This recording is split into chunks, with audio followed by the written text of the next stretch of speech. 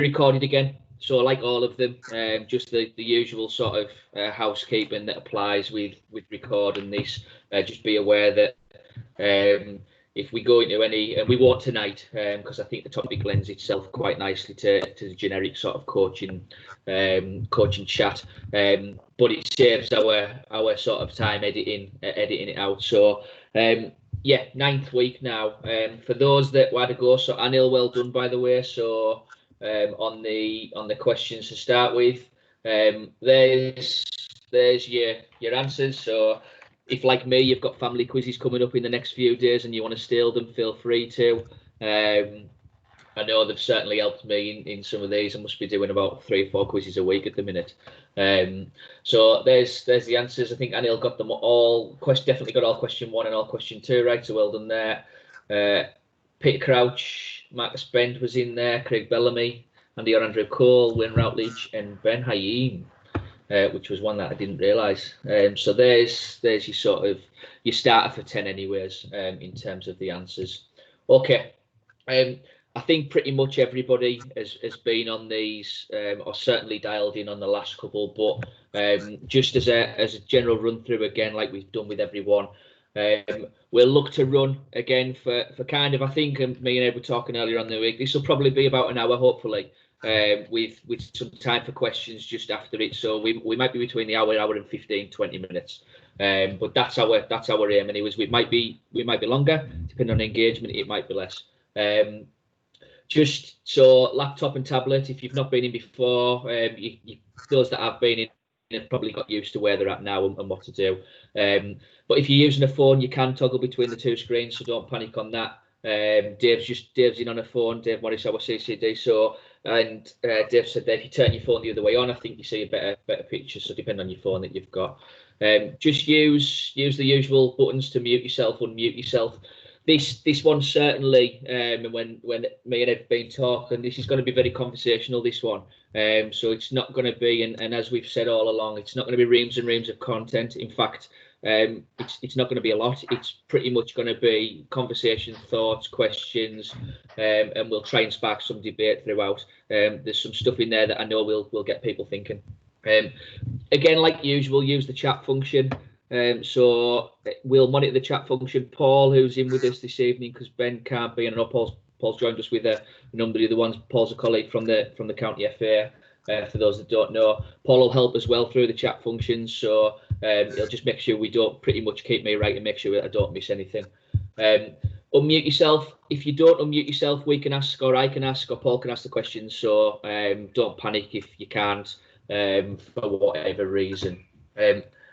Okay, just before we go on to it, I just wanted to give a quick overview. So those that have joined us sort of in the last few weeks, really, this is now our 9th episode coming up. 8 of them are available. Well, there's 2 that aren't at the minute, but they'll be on soon on our website. So I'll share with you the link at the end for the website, just to give people a sort of rough idea of the things that we've covered. So you might not have joined us early on and you thought, actually, I wish to talk about something like that. So give you a rundown.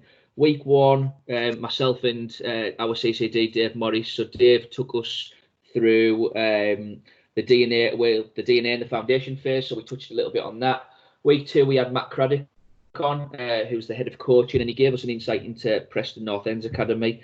Week 3, Sally Needham was on, and Sally talked about the side corner, what that looked like currently, what we could be doing in this sort of uncertain terms around connecting with players, which went down really well.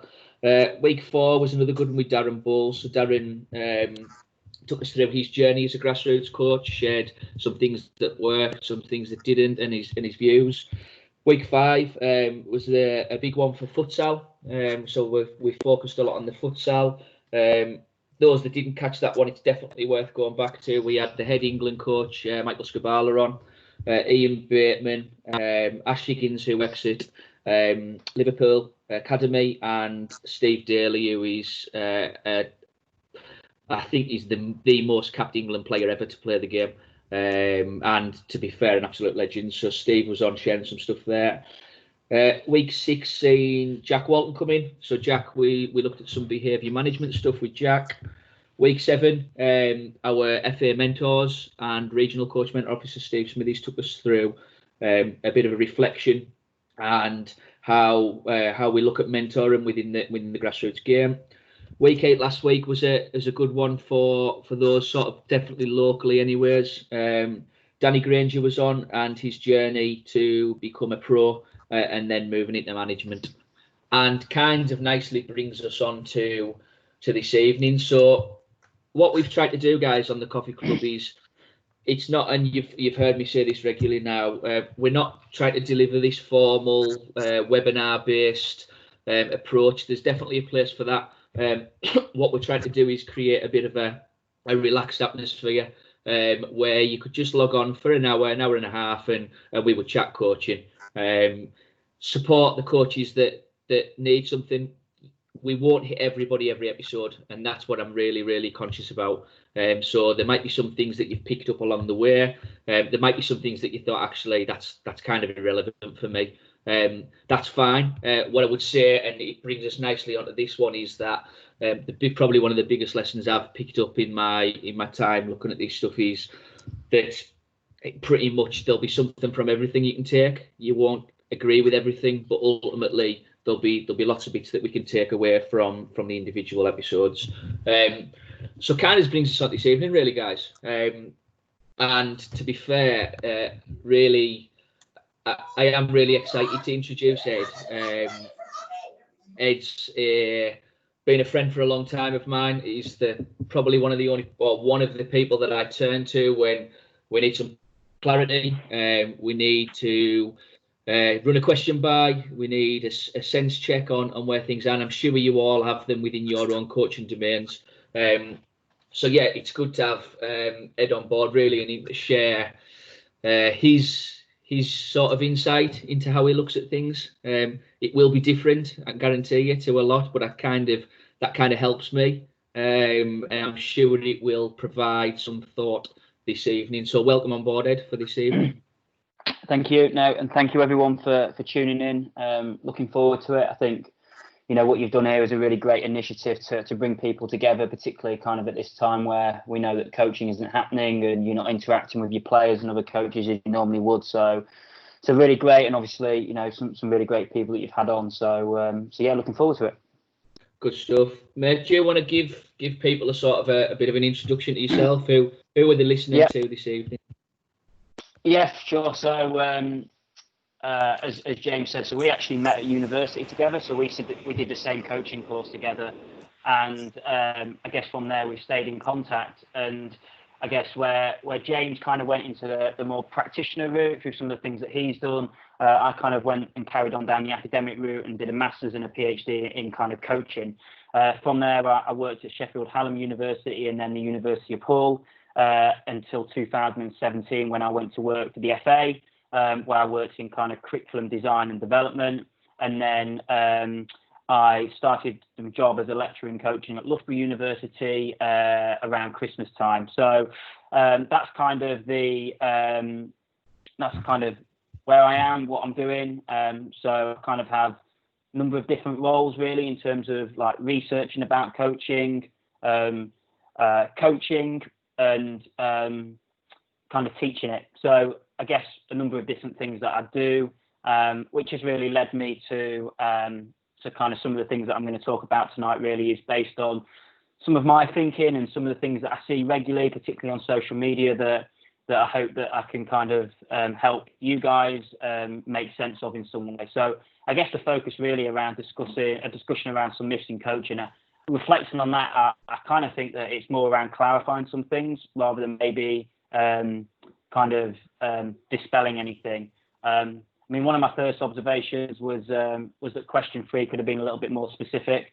So I'm not sure that was actually factually correct, James, in terms of only, what was it, 6 players playing 7. Surely is that Premier League specific, I'm thinking? Premier League, yeah. Yeah. As you can tell, guys, so this is Ed pulling me up on my work already. So anyway, that's get that one out of the way. I'm sure others were thinking it. So yeah, ready to go when you are. And I think kind of fitting with some of the stuff I'm going to discuss, I've kind of focused on three things in particular, and my reasoning for the three things is that these are the things that I think. So as you can see on here, these discussion areas, I didn't want to bombard people with too much or try and cover too much. I think, as James said, it's hopefully going to be very conversational, and hopefully you guys are going to have kind of plenty of questions and we can engage in that. But I think that, as I said, these are things, particularly during this kind of this time, that I see kind of getting posted a lot. I think that I see a lot of things that get misrepresented and misunderstood. And so hopefully I'm going to try and talk you through and clarify what some of these terms and some of these statements that you may have seen either during the last few weeks or beyond that, and bring some clarity to things. That's the intention. Good stuff. And I think, guys, just to put it back as well on you guys that are listening in. So this is probably an opportunity. We've tried to vary our guests on this, and this is definitely an opportunity where if you're not sure about something, if where's that come from. Ed's sort of wore two hats, as he said. He's had a hat on which was with the FA centrally, and that he was right in the middle of the course design, the way the courses are put out to people. So, and that was from level 1 right the way through to pro licence. Ed, am I right in saying that? Yeah, so across the suite of FA education courses. Yeah. So not just coach education. Yeah, good. And then the other hat he wears, which is probably from more an academic point of view, as you can probably tell. I bailed out after the 3 years, and Ed continued on a journey of education. So he certainly covered a lot more than I did. But I thought it was interesting when Ed sent me the stuff across, and he was and I know he's quite passionate about some of these areas in particular. So definitely worth listening into. You might take bits from it. You might say, actually, I'm not sure on that. That's great. Let's stimulate and let's have some debate and some questions tonight. So I don't know, Ed, do you want to sort of fire on with where you're sort of thinking is with the first point? Yeah, sure. So again, I'll be interested to know, and people can kind of maybe indicate in some way whether they've heard this concept and this term before. So if you want to put a yes in the chat box or a no if you haven't, then I can kind of be looking at that, or James can be kind of getting a bit of a scope of terms of who hasn't kind of come across this before. That essentially the basis of this argument is the notion of, and you hear it all the time about coaches kind of setting up a game and ultimately letting the players get on with it. And that's, for me, how I feel that this concept has been interpreted. And so it's kind of been popularized, it's been promoted, it's been something that has been suggested is the way that coaches should go about approaching and designing their practices. But I think that if we look at probably the first person that came up with this term and this concept, I'm going to be pretty much sure that isn't how it is now thought of. So what happens over time is that these things get created and then they get interpreted, and it's like Chinese whispers to the point that it becomes really misinterpreted. And we simplify these things to the point that I just don't think they're very helpful. So I guess from this perspective, many people kind of see this, and I see it quite a lot with younger coaches in particular, where kind of the game gets set up and then the coach does nothing from that point onwards. And so it could be a 4v4 game, it could be a 9v9, it could be whatever. But ultimately, a game set up and the coach sits back, lets it play out, never intervenes, never stops it, never does anything, never, and that by some people is now being promoted as kind of effective or good coaching.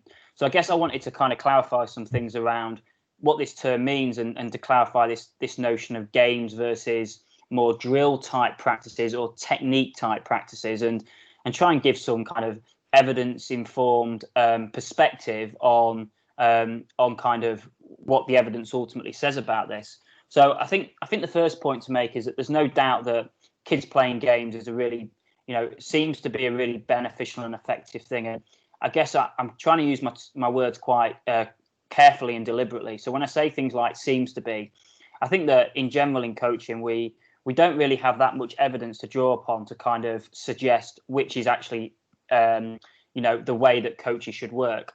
I think one thing that always should be taken into account is kind of context and circumstance.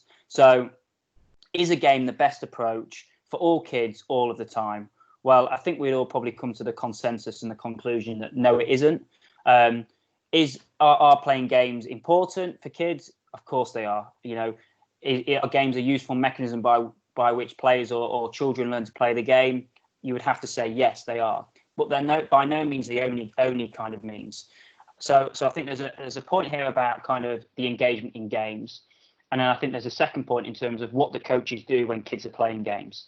So, I would say that if you are not doing anything, if you're literally standing back and just watching the game, I would say that you are not coaching. You're doing something, but you're not coaching.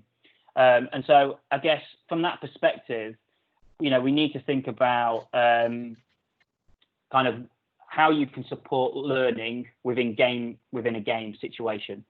I think what you'll also have heard a lot, and it gets kind of bandied about a lot, is this notion of game-based coaching, and again the promotion of game-based coaching. And I think to clarify, simply setting up a game and letting the kids get on with it is not game-based coaching. Again, it's doing something, but it's not game-based coaching. So I think again it's just important to kind of clarify some stuff around this.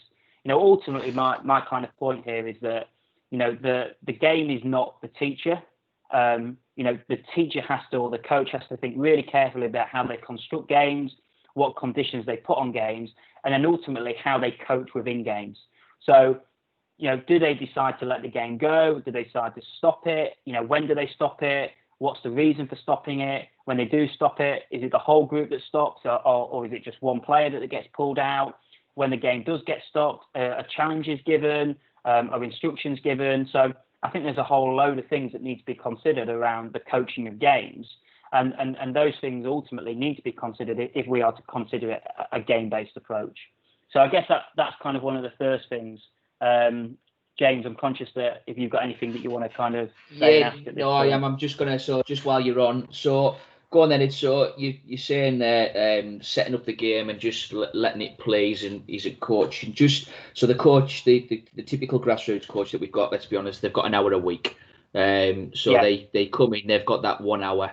Now, a lot of the work that we've certainly been doing has been around having a more games-based approach. So where games, we feel games are quite important. Are you saying now then, do you feel that there should be more of an even split between this, we call it the practice continuing, don't we? So the drill-based type approach, which by the way, I hate the word drill, but that type of approach, or is there an even mix that we should be looking at now? Well, again, it comes down to who are you coaching, who are your players, what are the circumstances, under which you're coaching them. So, if you're dealing with really novice players, players who are learning to play the game for the first time, or, they're trying to pick up skills, or you're trying to teach them new skills, then actually playing a game can be quite overwhelming. So, that's where the notion of conditions on games comes in, because what conditions do is they scaffold the learning. So what I mean by that is they make things, they simplify things so that it's relevant and appropriate for the skill set and the developmental level of the player. So ultimately, if we chuck loads of young kids who have rarely played the game or are new to the game into kind of lots of 5v5, 6v6 with no conditions on it, that's where you get the situation of kids not having a clue what to do, where they should be positioned. And that's where the notion of conditions come in, to be able to help players learn through playing the game. And those conditions, therefore, help simplify the game so that it's not overwhelming for people. And the thing is that once the game becomes too complex for players and it overwhelms them, it actually becomes pretty useless, because we can't comprehend and we can't deal with that level of information. We know that games present loads of kind of information to us. We have to respond to not only what we're doing, but what the opposition are doing. We have to respond to, the fact that a ball's moving in lots of different directions. It's not just one person that, we don't just play with one teammate. We've got a series of teammates. We're not trying to get tackled by just one person. All of this type of stuff. There's so many decisions that have to be made all of the time. And, unless you are some way along the continuum towards expertise, that can be really, really challenging. and as I say, if the level of challenge outweighs what the player is capable of, then they won't be learning a great deal.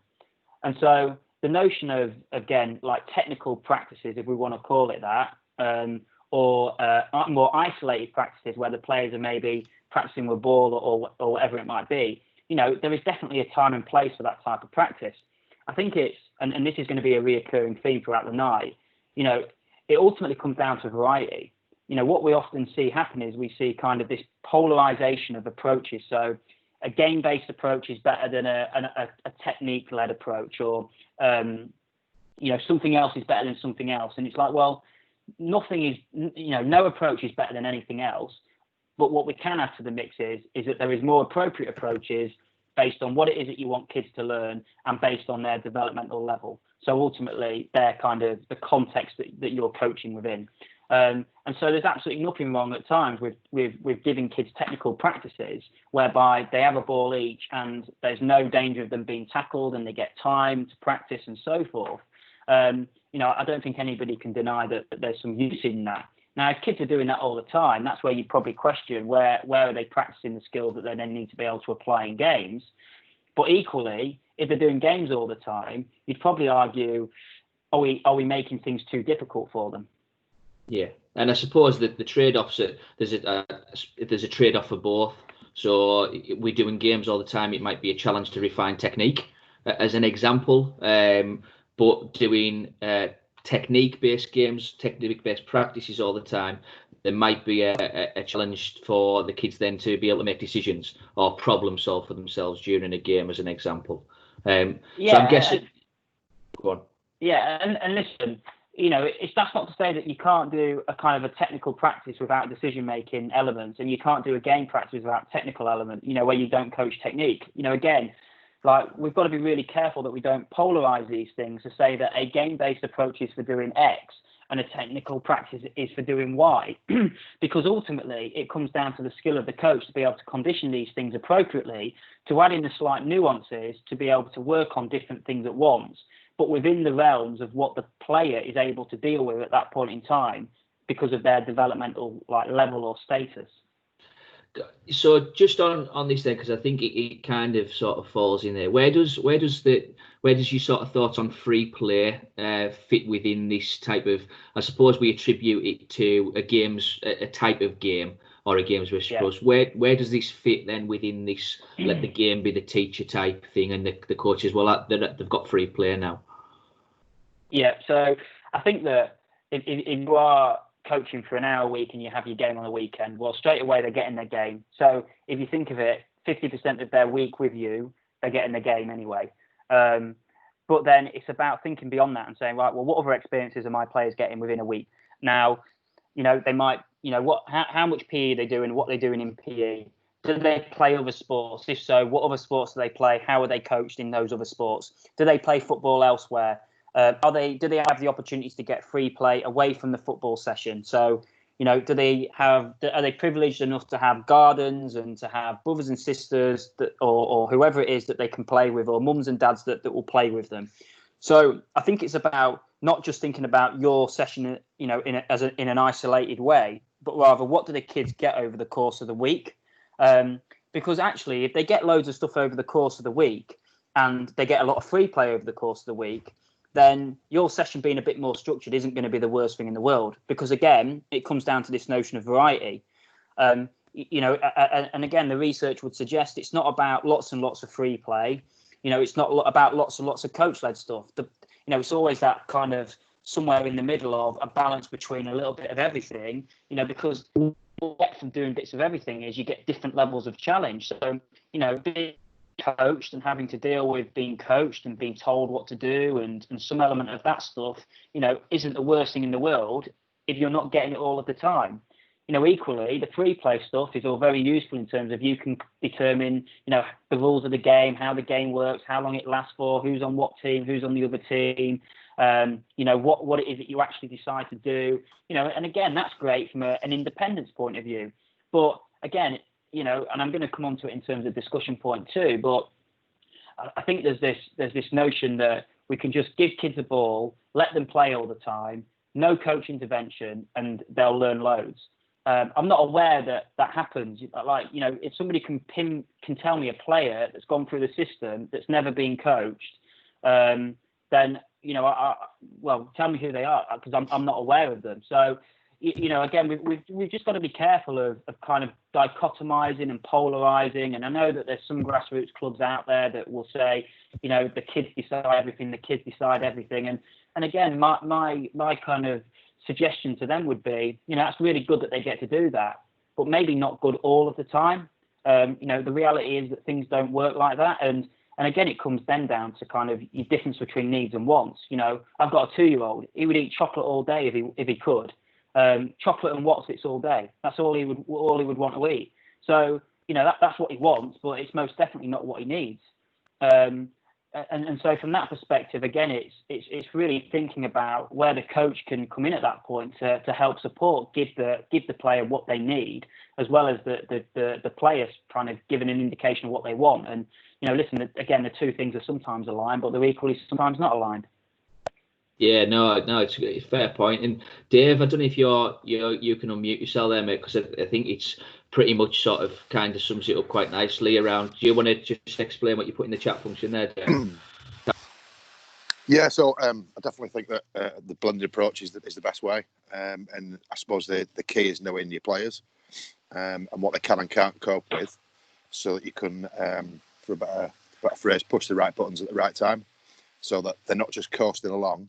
So if you are a believer in playing games most of the time, what are the conditions and the constraints that you maybe put on those players? At the same time, you know, if the players are maybe not as technically proficient and you may need to do some practices with them, then again, it's key to knowing your players. Yeah, and I suppose then we're kind of talking, and I'm looking at it now. We're kind of talking about what's their football diet. So what does their diet look like for football? And that diet, I don't just solely put down to football. So I think you mentioned there at around what do they do through the week? Have you got some kids in your teams that are swimmers? That are up crack of dawn early. They are swimming for county sides. We've got some now. I mean, I know that the swimming locally around here, certainly in Cumbria. You're looking at 10, 11, 12. You're talking about swimming for the county. Well, that means they're up pretty much every morning at 5 o'clock to go and do early swims. Now, does that then have an effect on the diet which you give them kids for football? And do we consider that? And I think that what would be your key message, Ed, around? So if we're looking at this, I'm sure we're coaches now, and please do put in the chat box, guys, if you're thinking about, hang on a second then, so what does my session always look like? So I've started to think like that. So when I'm delivering and doing, whether it's courses, whether it's sessions for kids, is it always the same session, or is it always made up of the same things? I suppose what your key message around it, Ed, is you've got to get to know your players and understand what they potentially might need before then looking at what the diet looks like. Is that fair? Yes. Well, I think it's a factor definitely that's really important to consider. So if you know like what your players are getting, you know, outside of your coaching, then that might help you think about what you need to give them in your coaching. Now, the challenge is always that you're going to have a spectrum of what players are getting. So you're going to have some players that are part of that swim club that are getting up at 5 o'clock in the morning, are probably swimming about 10 hours a week. And, you know, I think, you know, swimming coaches, and forgive me if there are any on here, that it's quite highly instructional in terms of the way that swimming coaches or teachers seem to work. So you can have that at one end of the spectrum, and then you might have some kids where the only kind of formal coaching that they get in the week is what you give them. So, and then you're going to have everything in between. So it's very difficult to then say, well, what should I give this kid and what should I give that kid? Because I can't run 15 different coaching sessions here. So you always kind of have to take the happy medium. And I think that's where being pragmatic, it has to be the way forward. So what seems to be the blend of the group, what seems to be the things that they get somewhere else, and the stuff that I need to give them. And then where you can kind of give those individual kind of challenges or that individual stuff within your session, then do that. But, you know, I'm conscious that already that sounds like, bloody hell, asking quite a lot of me to think about here. So I think that first step is recognising who does what, at a very, basic level. How many hours do you get coached? Do you play any other sports? That type of stuff. And then that might tell you a little bit about, okay, well, what does that mean for me in terms of what I probably need to do, and where does my session fit within their week? And that sounds like quite an unselfish thing to do, which I think it is, because you're kind of saying, well, what if I think that I should be doing that, and this other sport or whatever they do should be doing something different? And I kind of get that, but I think, again, what are we there to do ultimately? We're there to keep kids coming back every week, keep kids, really loving football, having a positive affiliation with football, and really enjoying and engaging in what they do. And so, I think, there's you thinking about what your stuff is, but also thinking about that as part of a wider kind of system. Yeah, good. I don't know, guys, so if you've started to reflect now on the types of things that you do, and I think the notion, the suggestion is that this blended approach, the way in which we pitch our practices, is really important. And it's pretty much like I kind of said at the start on the coffee club, really, when I was sort of putting this together and having a think about how this was going to look. My big key one was I knew that we weren't going to hit everybody every week. My part of me was that I wanted to try and bring everybody something at some point during this potential lockdown. So and that's why I know for a fact that we'll have some people that really buy in and engage with the Danny Granger session.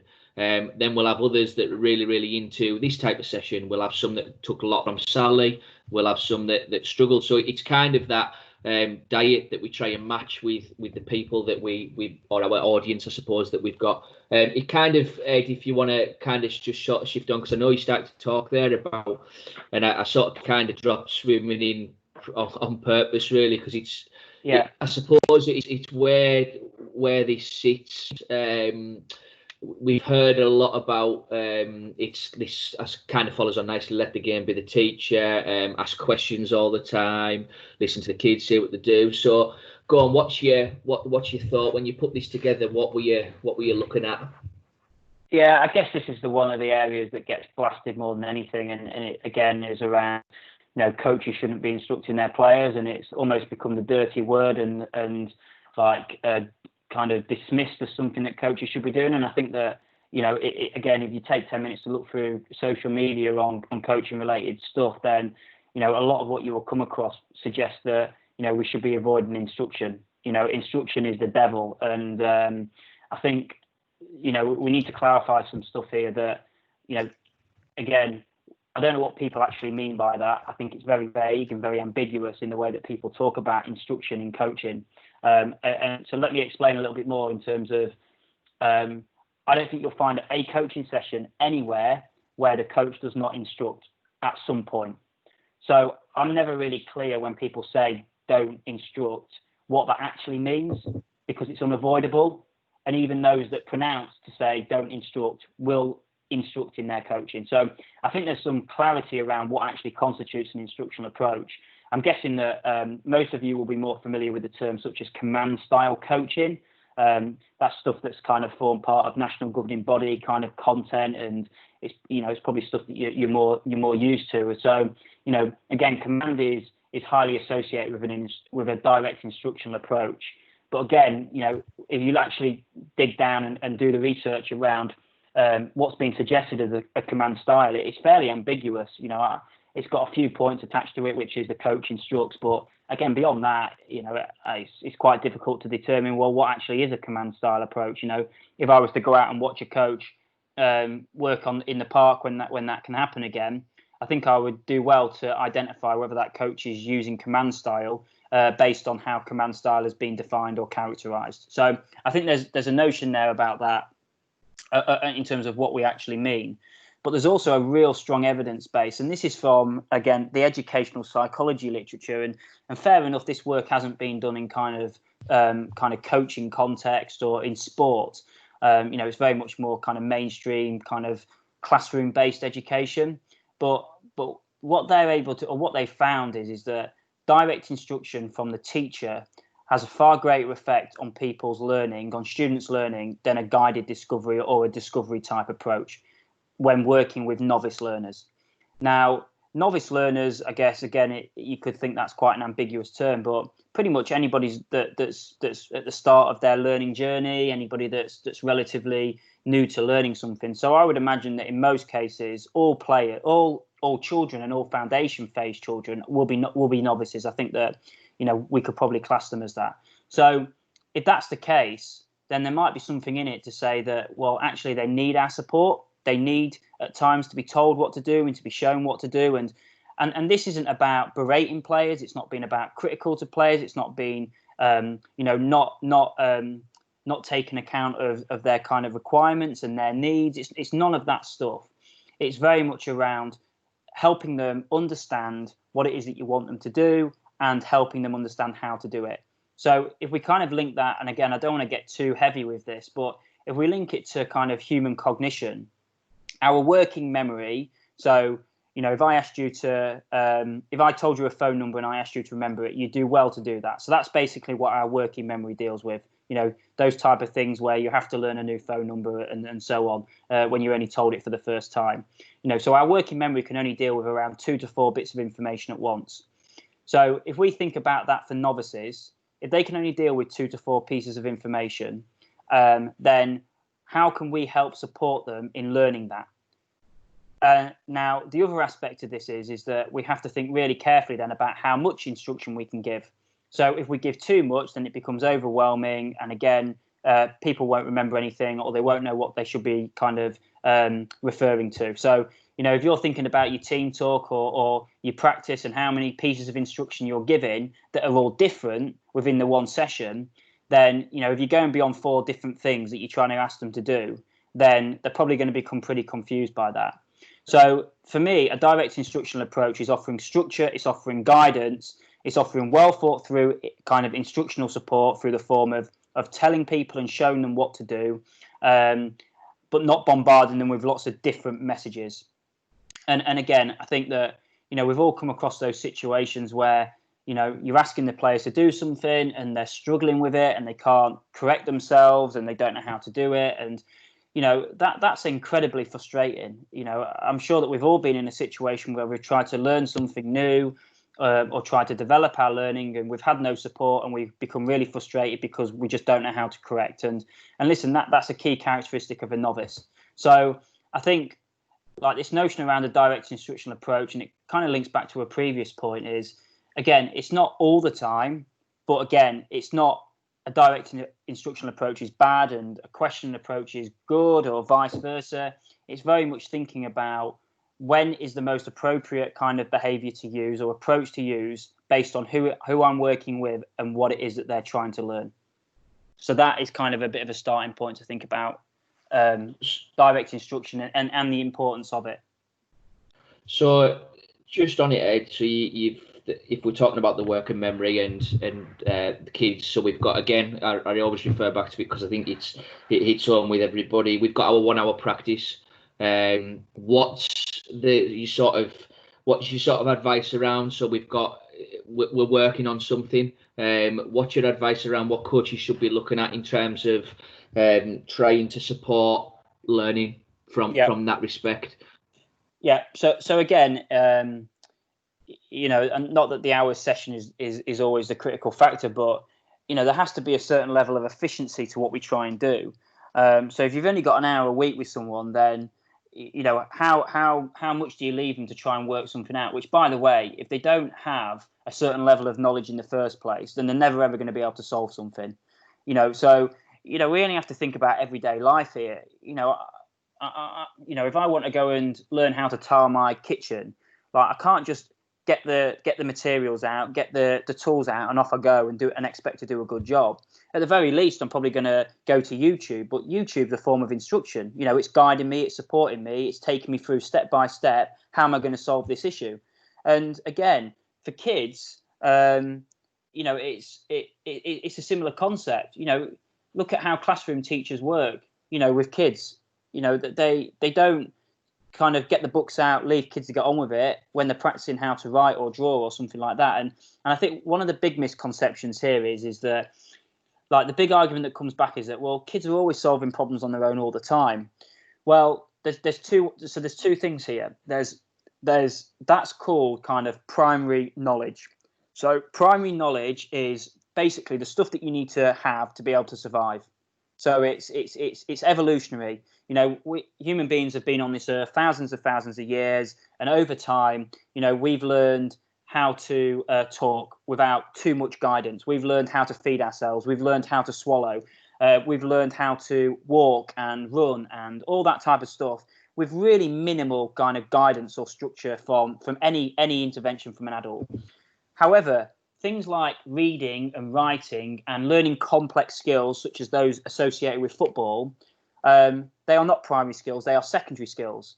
And they are not, you know, we're not biologically wired to be able to solve those things without any help and support and guidance and structure.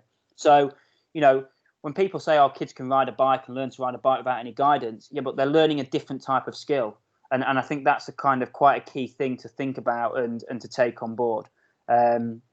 So I guess coming back to your question around like what should they do? Well, again, it's all very situation specific and dependent. And I know that sounds a bit of a cop out, but it really is. I think that it's recognizing for me that instruction has a role to play. And if you think that kids need instruction, then give kids instruction. That I think is my advice on this point. Don't be worried that you're harming them in any way or you're negatively impacting their learning, because you're probably doing the opposite. Yeah, good. Alan, are you able to unmute yourself, mate? So Alan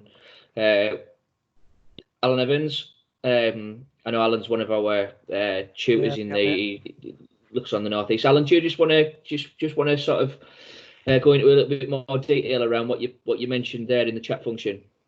Yeah, I think it's probably just like what Ed's saying. Really, is you don't want to overwhelm them with too much information. So it probably needs to be specific to whatever it is that you're working on, but you want to have the maximum impact you can with minimal interference, if that makes. So you need to make sure you're kind of precise in what you're going in with and get in there and then get out, because obviously no one wants the game or the practice to be stopped. So can you get in and get out? And I don't know, is there a set rule? I don't know. I try and get in within 90 seconds and back out again. Whether that's always happening on my sessions or not, I don't know, but I try and keep it as short as possible when I'm intervening with players. Yeah, I think that's a great point. And so, listen, there's definitely a relationship between the longer you're talking to them for, the more you're probably telling them, and the more you are overwhelming and confusing them. So again, I think that gets associated with instruction as though the coach is talking all the time. And it's definitely not that. It's the coach thinking critically about how can I best help and support my players' learning and development. And if I see that they're struggling with something, and that's reoccurring time and time again, then it's probably telling me that they need some support to help deal with that. And so at that point, you can go in and offer that support. And that might be a very concise piece of information. It might be a demonstration of some kind. What it definitely isn't is stopping the practice and probably stopping everybody, and lecturing them for about 4 or 5 minutes. Clearly that's not going to be effective. So again, I think it's just been really clear that, going in, supporting, learning. And by the way, I would imagine that these are all things that coaches are doing anyway. But it's just kind of giving that not that you need me to give you the green light to do it, but just to give you that there is actually a rationale and there's an evidence for that, which is really important. Just so Alan just mentioned there in the chat function, there, what would you lead in with a question first, Ed, instead of instruction, as might be telling them what they already know? Yeah, absolutely. So again, I think this notion of question is an interesting topic, and we often say that an open-ended question is the gold standard and everything that we should be aiming for. But again, it is context specific. An open-ended question for some might just be too much. A question at times might be just, can you tell me what we've just done? And and you just want them to reinforce and to be able to articulate to you what they've just learned. So, potentially lead with a question. Absolutely. I think a lot of the times questions get patched up as instruction anyway. So you could instruct them and then you kind of regurgitate something and position it as a question. But, absolutely. Like, I think, and again, it's that balance. So, it's you recognizing when's the right time to ask a question, when's the right time for them to have to think about what they're doing and give you a response, when's the right time for independent practice, when's the right time to give them more problem solving. just on this as well. So the direct instructionalists, so those who advocate this approach, they also advocate that once players become more proficient, that level of support should be taken away, because it's when players become proficient and move towards expertise that actually giving them too much instruction and support is detrimental to their learning. So it kind of works on this continuum of novice to expert, and that should then help us think about who needs more instructional support, who needs less. So again, it's not one approach better than the other. Just on all this then, because I'm conscious of, we're talking about sort of kind of coach behaviour and how we behave as coaches and what are the actions that we do during our sessions. One of the hardest things, I think, and I'm sure coaches out there listening will agree, will be around, well, how do you know what you do? So you get very much sucked in the moment, you get very much sucked into the session, and sometimes you're not aware. Any advice for any sort of coaches listening around? What are the things that they can do that might help them understand how they behave? And by the way, this is you've got to be a bit brave around this type of thing, because ultimately you might hear some things that you don't want to hear. But what advice would you give them? How do they assess how they behave within their sessions? Well, yeah, I mean, I guess it's videoing is always a great self-reflective and self-awareness tool in terms of helping you really identify what it is that you do. Now, I appreciate that might not be possible. I mean, what you could do is take a cross-section of your coaching, so just video a part of it, and that might give you a good indication of what you do throughout all of it. So, that for me is one thing that coaches can think about doing. I think, again, drawing upon critical friends who are able to articulate and help you understand your practice in a way that you're not able to. I think that we all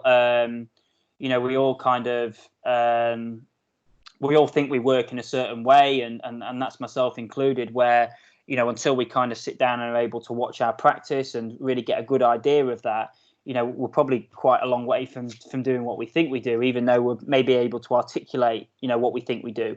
So again, it's difficult, and, it's not straightforward. And I appreciate that you guys will be coaching in isolation a lot of the time and have kind of large numbers of kids to kind of manage and to deal with and so on. But, where it is possible to kind of get some video of your coaching, and, I honestly think that that's one of the best kind of one of the best learning tools, I think, in terms of just bringing to light really what it is that you actually do. Yeah, I think Paul makes a good point in there. We've got to be brave around it, but in the past asked the assistant or a parent to potentially observe. How many times do I jump in and do this? Can you just literally, as simple as maybe a tally chart, that might give you a starting point as to the types of things that you're always doing.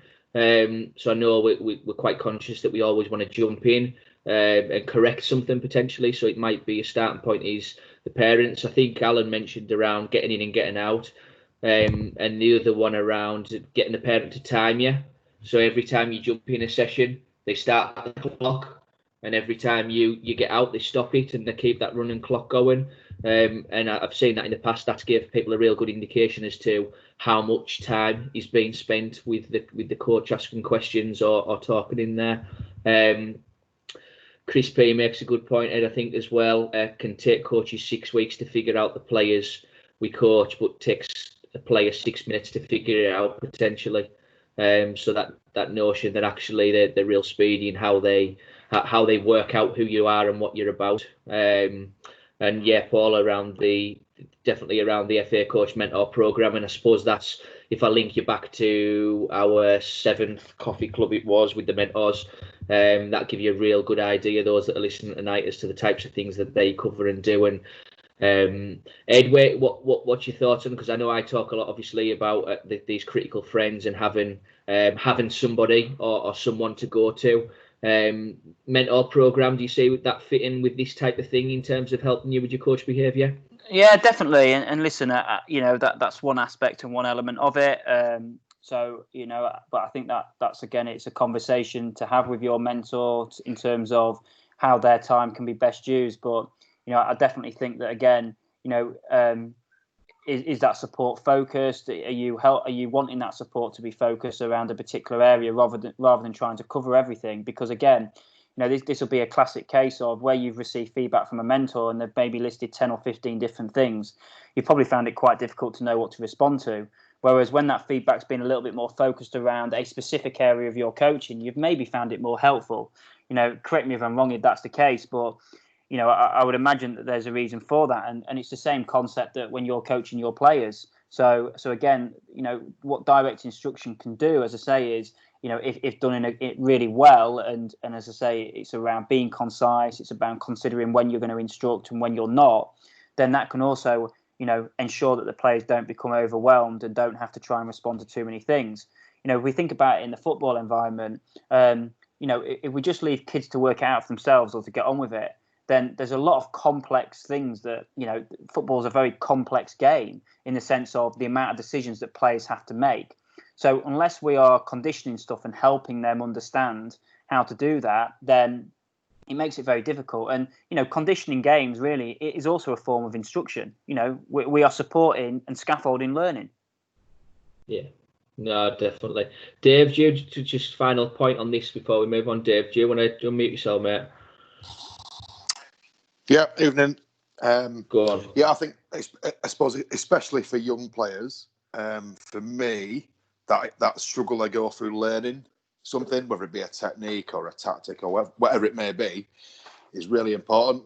So I suppose coaches that work with young players, it's important to let them learn and try and minimise the instruction where possible.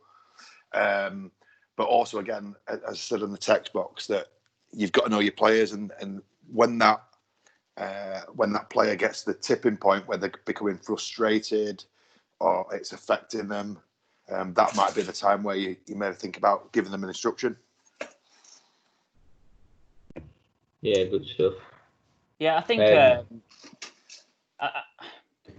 Listen, it's a real difficult one because, as I say, without kind of a specific player in mind that you're also thinking of, it can be quite difficult to kind of give real concrete examples. But as I say, this is about not worrying about instructing if you feel that you need to instruct. So, again, this notion of learning, it all comes down to what are your players learning about? Because again, if you just say to them, right, go out and practice a Cruyff turn, well, if they have no framework or reference point for what that is, how are they supposed to do it? So, if a demonstration is a form of instruction, so you might go and you might demonstrate ways to do that. Now, that isn't being really technical and saying, oh, your foot has to be here and all that, listen, that might be needed, but I'm not saying that that's what it has to be. But what I'm saying is, if you're giving kids that type of stuff, how do they know that that's what they have to do if they have no reference point for it? That's kind of one of the points there. Yeah, good stuff, mate. Good stuff. Guys, I think so. We're just. Yeah, do you want to introduce yourself? Because this will bring us up to the clap for the NHS, which I think is still going on this evening. So what we'll do is we'll break for 2 minutes, then we'll have sort of 10-15 minutes afterwards before we wrap it up. So if you want to introduce in a couple of minutes, if you can. Yeah, sure. So I think we've already started to get onto this where you started talking about free play, James, and started talking about other sports. So again, this is something that I see a lot about early specialisation and people thinking that seems to be that kids playing sport at a young age. Kids playing sport at a young age is definitely not early specialisation. So the point of this is it's around what the session looks like and what the diet of activity looks like for a child that will determine whether it's early specialisation or not. So I guess this is a little bit of a, academy football gets absolutely hammered because they take kids at the age of 5 and 6. Now, I'm not necessarily saying that's a good thing, but what I'm also not saying is that that's early specialisation, because in most cases and most of the things that I witness and hear about is that there's a wide range of experiences that these academies give kids, just like the wide range of experiences that you will give kids. So whether they're in grassroots football or not, or an academy, that says nothing about whether they're early specialising. So we can talk about that more after the clap. Yeah, spot on. Guys, so just while you'll have sort of a few minutes, I think, to sign to reflect on some of the things that have been discussed, just start considering and start to sort of potentially question what where do you sit within this for your practice? Have you started to reflect and think, actually, I always instruct, or I always use guided discovery, I always use questioning, because I think what you'll start to, certainly sort of when I'm sat here thinking, what you'll start to hear is that actually it's very rare this, but we're saying that actually it's not, this is the way, and here's the way, and I don't think anybody can write a book on here's the way. We're starting to look at, well, what's the best thing for the player at the best or at the right time, and that might start to get you thinking and reflecting on, well, what does I use it on the, because what does me look like? So what does a James Reid session look like? What does James Reid look like? In not in the sense of what do I look like, but ultimately, what's the makeup? What are the things that I'm going into? And hopefully it's starting to get you thinking a little bit. We've got sort of a couple of minutes, so what we'll do is we'll pause here for the clap. It'll be a couple of minutes, and then just as per usual, if you just drop back in when you're back in the chat function, and then we'll get cracking just a sort of couple of minutes after 8 o'clock, if that's all right, guys.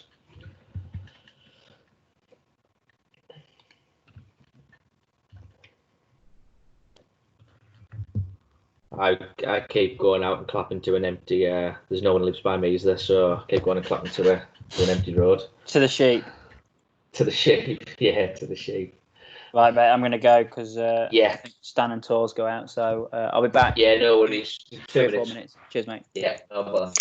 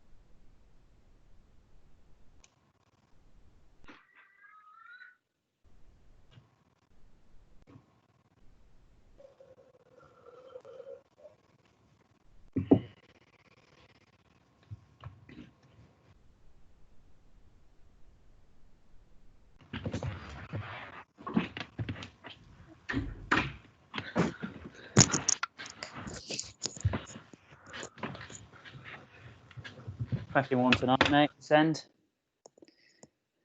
Good clap. Yeah, really good one. We live with it's basically us, and then just pensioners everywhere. All right. Yeah, so they love it when Stan goes out. He does the clap, and I think most people are. Let's have a look. Come back. Just give it 30 more seconds, mate, and then we'll get cracking. Got me chicken burgers tonight, mate. They've been marinating for 3 hours. Oh, that'd be nice. Yeah.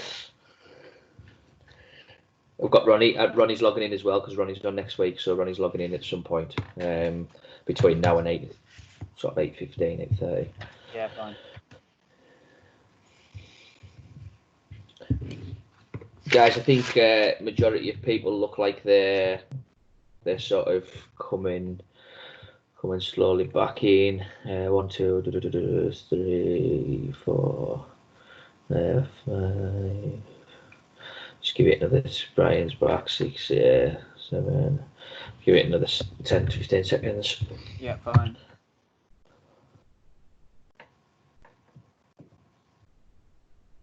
Cumbria is one of the worst hitting it on this coronavirus now. I thought you was.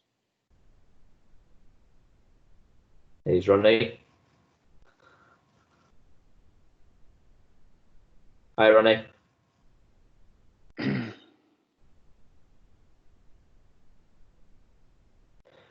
Yeah, go on, Ed. So, do you want to? Should we sort of bottom this last part out? I suppose. Yeah. So I guess it's just clarifying again, really, what early specialisation is, and I guess again you thinking about this notion of the football diet. So I guess we've kind of started to talk about it anyway, but if we think about early specialisation, ultimately that's about highly intensive, structured football and a focus on one sport. So that's kind of in a nutshell what it is. So. Just playing at a young age and attending kind of coaching sessions, if you like, does not make it early specialised. And I think that again gives important considerations for the type of experience that we give. So what some of the research is starting to identify now is that actually what we need is sport-specific sampling. So this notion that we want to give kids. Maybe give them just 1 or 2 sports, but give them lots of opportunities to practice different types and forms of that sport. So, it might be free play stuff, it might be coach-led stuff, it might be something in between, it might be in the playground, it might be on the hard surface, it might be in the garden with brother and sister, whoever else. So, I think it's quite a quick one. It's a little bit left field to maybe the other 2 points, albeit linked to kind of. Again, highly structured levels of coaching. But I think it's just about considering what do the kids get and what are you deliberate in thinking about what you're giving them. So if you think about it over a session basis, but actually that's kind of like the micro level. If you think about it over the medium term, like what do they get over a 3-month basis with you? And then what do they get over the course of 6 months or a season? And I think once you think about and reflect back on that, you can start to identify, well, am I being really coach-led for 95 or 90% of the time? Or am I being kind of player-led for 90% of the time? And again, I'm not necessarily saying that one's worse or right or wrong, but the evidence does seem to suggest that like a balance of approaches seems to be the way forward. So, a strategy that I always used to have was that the last training day at the end of the month would be kind of tournament nature. And so if I looked at over the course of the month, I was fairly confident that I would have a balance of coach-led stuff, player-led stuff, and something in between. Is this then, Ed? Is this what we're asking coaches, or should we be starting to ask coaches then to? And I know if those that have been on the courses with us will know that they're now looking to plan longer term. So rather than planning for the here and now with that single session, we're taking a plan over a period of time. You've just said there, whether it's 3 months, 6 months, whatever that may look like. Terms is usually a common one with school sort of terms to align with that. Should we be looking at that and then mixing it in accordingly? Yeah, I mean, listen, there's always the kind of the reactive stuff that you probably have to get to from time to time. But I think by and large, I think it's, listen, this isn't saying anything about content, by the way. So your content can be what you think it needs to be in terms of what are you actually coaching them about. This is more about our session design and our session structure over a period of time. So, whether you're working on, a tactical focus or a technical focus. There's a ways and means to work on that. But I think, again, it's almost trying to record in some way, shape or form. Like, how long do I actually engage the kids in this type of practice? How long am I giving them independent problem solving time? How long am I giving them more structured coaching where I'm deliberately trying to support them in a more kind of in a more, I guess, not intensive, that's not the right word, but just in a more supportive way, I guess. So you start to get a feel for, right, am I kind of utilising the variety of practice design that gives the players plenty of challenge whilst also they feel very supported, and is that in line with my intentions for how I want to coach them? I think that really is the kind of nub of it. So how do you plan to coach them? What are the indicators by which you can measure that you are coaching them in the ways that you want? And then hopefully there is that evidence-informed rationale to say that I'm giving the kids a little bit of everything. The indicators that they're coming back every week and they're enjoying it, and all the rest of it are obviously the things that we want. But again, I think that probably the big thing for me tonight is very much around variety is key. Whether that's in your coaching behaviour, whether that's in the way that you design your practice.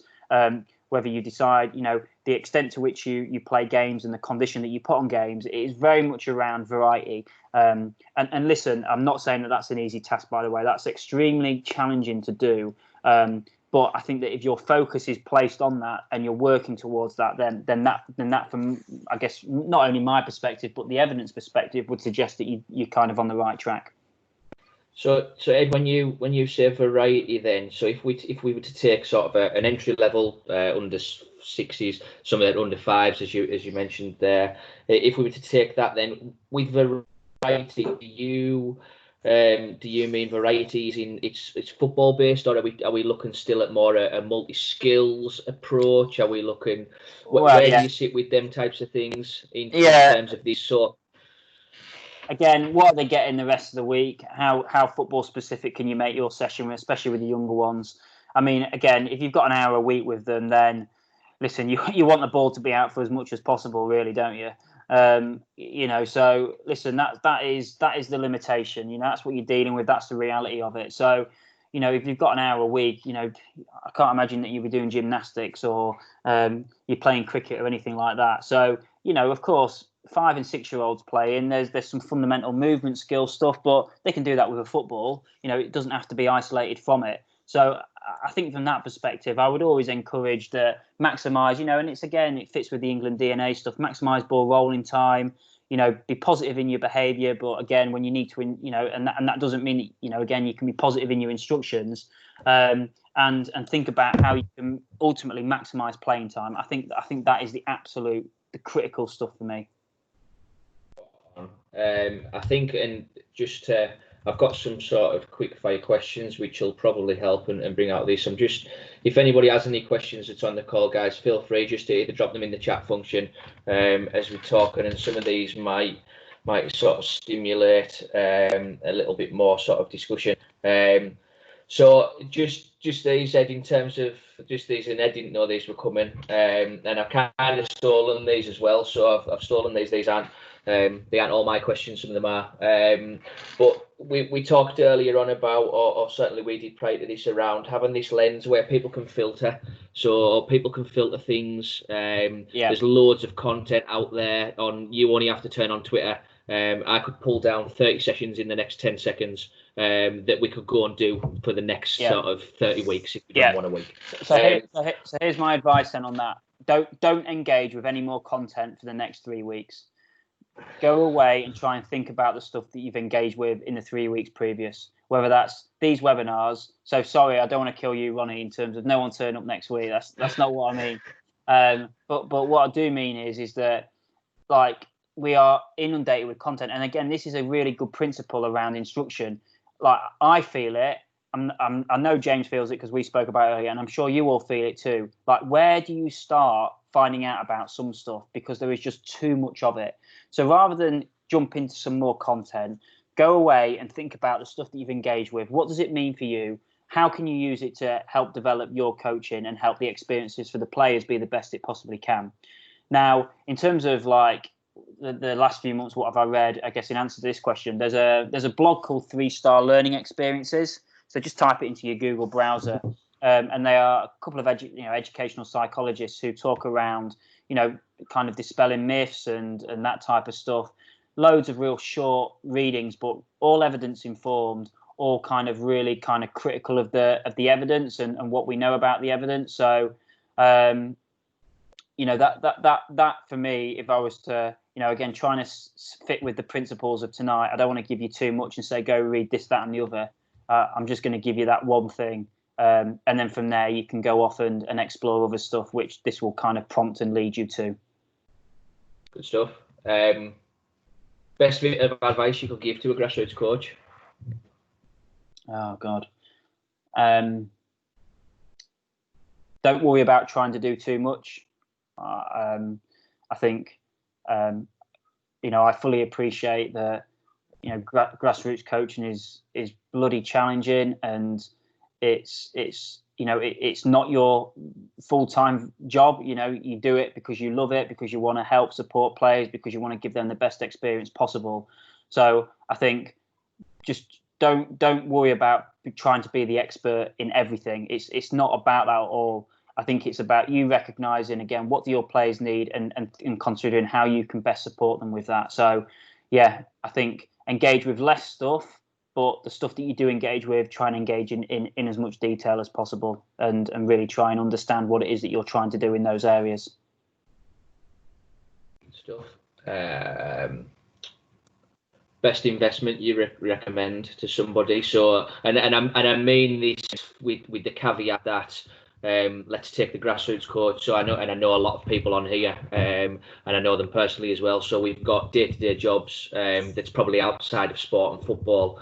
My biggest thing, and I've always said it, and it sounds like I'm not doing my job when I say that committing to coaching courses is a huge commitment for any sort of coach, especially with the level of detail which some of them are going into. What's the best investment that you'd recommend for sort of the standard grassroots coach, Ed? Find someone who challenges your views. Good stuff. Yeah, and I suppose it's a good one, and I never thought of it, but that's free. That would probably help. Certainly stimulate some thought and thinking. How can people get in touch if they've got any further questions or want to connect with you in any way? Yeah, so I'm on Twitter, ed.cope1, but email e.cope@lboro.ac.uk, so that's lboro.ac.uk. Please feel free to email me if you want to know any more, any of the kind of any of the stuff that I'm kind of speaking about tonight, anything that kind of that's based on, then happy to share, send it over. Again, I'm conscious of kind of sending loads of like quite heavy reading over when I know that everybody's brains will be fried anyway because of how intensive the online learning kind of space is at the minute. But happy to pick up, and if anybody's got any thoughts or want to speak further about it, then happy to do that. Good stuff, mate. And I think that's if anybody's got any questions.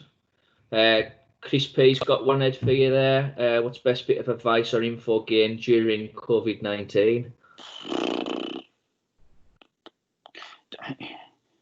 Don't worry about trying to get to everything that is posted.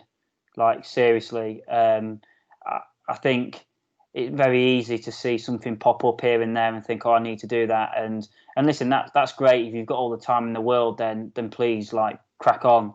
But I don't know how many people in that situation. So, like, sometimes you can feel a little bit like if you're not engaging in it, you're the only one that's not. If that makes sense, and that can make us feel quite inferior, I think. So I think, like, my advice would be, don't worry and definitely don't feel like that. Do what you can, engage with what you can. I think you showing that appetite to want to learn and to want to get better is the most important thing. But as with everything, we want to be efficient with our time. So there's no point trawling through a load of kind of garbage that really doesn't tell us anything useful or isn't based on anything useful. So I think it's trying to speak to people about what stuff are they engaging in, what stuff have they found useful, and trying to use that as a bit of a filter mechanism. So there needs to be some kind of a filter mechanism by which we engage in content, definitely. And we know that a lot of the time content's just put out there and we're expected to filter that for ourselves. But, you know, as I say, we haven't got all the time in the world. And so that's quite a frustrating task in itself.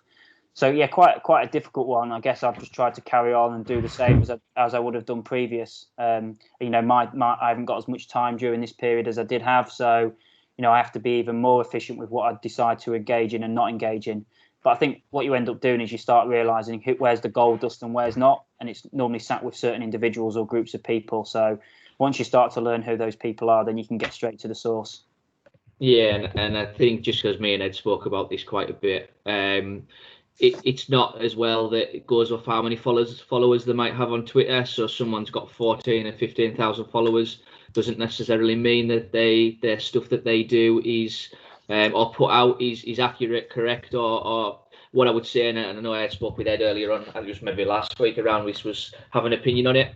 So have a thought as to where it applies to you and what your thoughts are about it, not just taking it for gospel. Or well, Ed Cope says that, so that must be correct. Be the biggest skeptic. Be the biggest skeptic. Be skeptical. Question everything. You know, I don't think anybody's completely certain on anything. And you know, again, coaching is a really difficult thing to research and to find out about. So.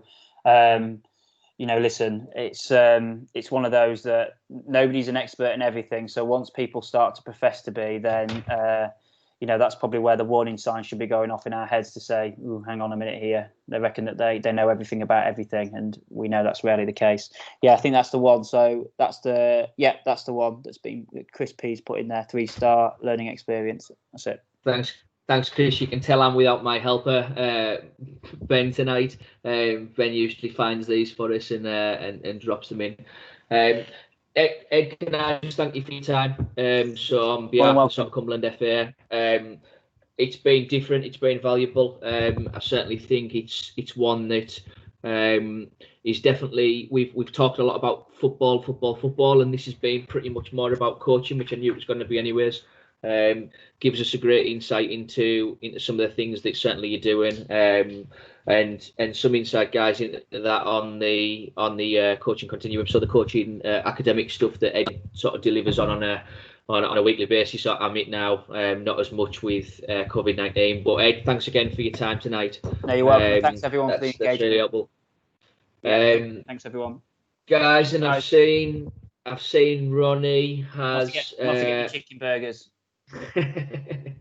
I've seen Ronnie's in. Ronnie, are you there, mate? Yeah. Are you still? Hi, James. You okay? Good stuff. Yeah, good. Are you?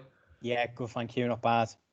Ronnie, I don't know. So every week, and I mentioned to Ronnie, do you just want to introduce Ronnie next week? What people can kind of be sort of looking forward to and potentially going to look about? Yeah, so we're gonna look at the FA4 corner model. And I know you just had a conversation with Ed. Ed's been quite pivotal in developing learning outcomes for the FA courses, which the FA4 corner model plays a key part. So next week we're going to be looking at the what and the how of the model, especially around the technical tactical corner. But we will look at the other corners as well, and really. If you're an advocate of the FA4 corner model or you're sceptical, it'd be good for you to join and contribute to the discussion. Similar to what Ed mentioned before around don't jump into more and more content, maybe engage in less stuff. Some of the stuff that we'll be talking about next week will start to maybe identify how we can break everything up that's within coaching, within football, and start to identify what is it that we're going to focus on at this moment in time. Good stuff. And it kind of, and Ronnie wasn't on at the start, but it kind of really supplements some of the content which Sally delivered. So Sally was on week 3 with us, and he looked at Sally looked at the side corner in with a real focus. So this will really complement that.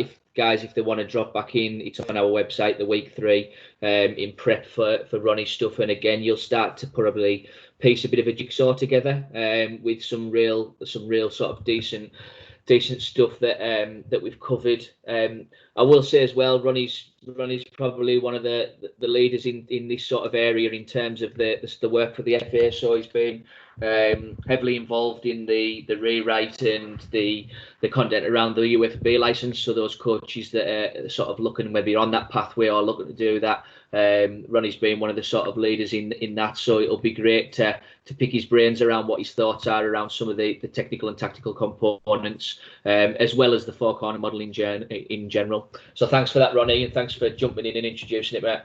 No problem. Look forward to seeing you next week. Cheers, Ronnie. And Ed's kind of just smashed me to pieces here. So when I was prepping this, I thought I've made me to do this for a couple of weeks, and I've held off and thought you can kind of probably scrap this a little bit now. So what more sort of content or to fill your time, and he's probably smashed this to bits. But in a light sort of touch, really. If people are lost, if they're stuck for where to go and what to do, I've had a look through this yesterday and just a listen to some of the webinars and stuff that's going on.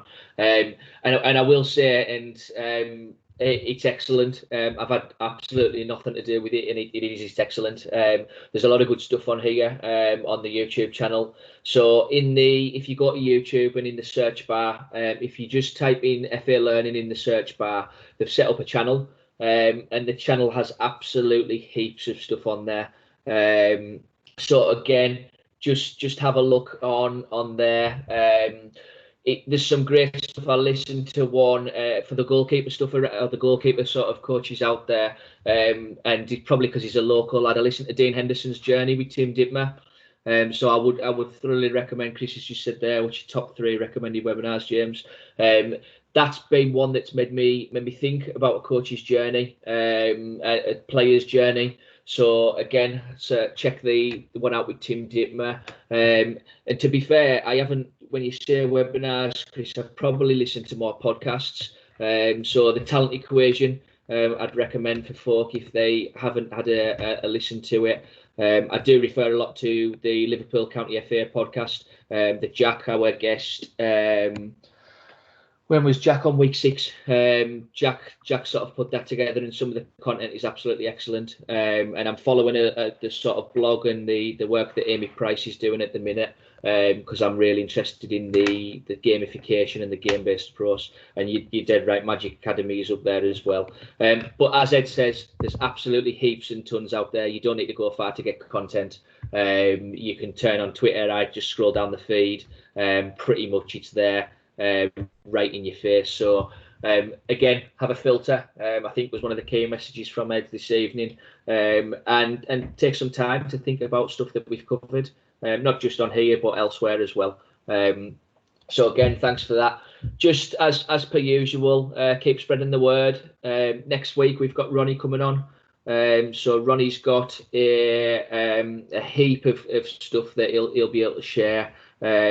Real sort of shining light on the technical and tactical focus, but again, another sort of leader in the field on it. So great to have Ronnie on and come and share some stuff with those. And yeah, that sort of brings us to a close really. So hope it's been of use. Again, like I said at the start, there'll be some things that people really got. There'll be some things that actually thought, I'm not too sure about that. That's fine. We're trying to build, and we're building a bit of a series here, so the resources will be there to link back to as well. Appreciate the guys that have interacted this evening and asked questions. I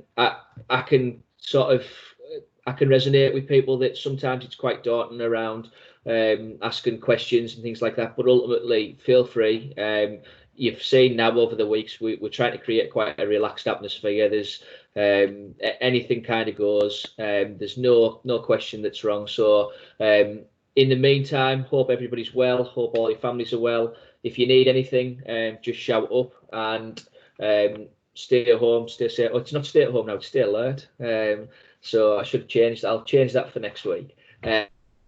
But stay safe, and like I said, if anybody needs anything in the meantime, feel free just to give us a shout. Thanks for that, guys. Been a pleasure again, and look forward to speaking to everybody next Thursday. And welcome, Ben, who's just logged in. Let me just